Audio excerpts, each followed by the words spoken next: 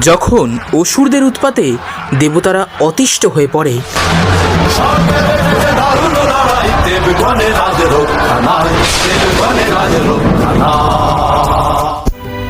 তখন ত্রিভুবনকে রক্ষা করতে মা ধারণ করেন তার অভয় মূর্তি।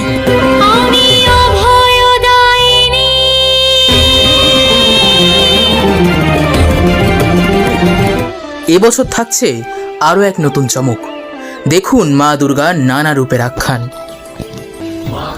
কখনো তিনি ত্রিভুবনে 3 পালনকর্ত্রী রূপে অধিষ্ঠিতা এই ত্রিলোকে, দেবী মহালক্ষ্মী, মহাকালী এবং মহা সরস্বতী।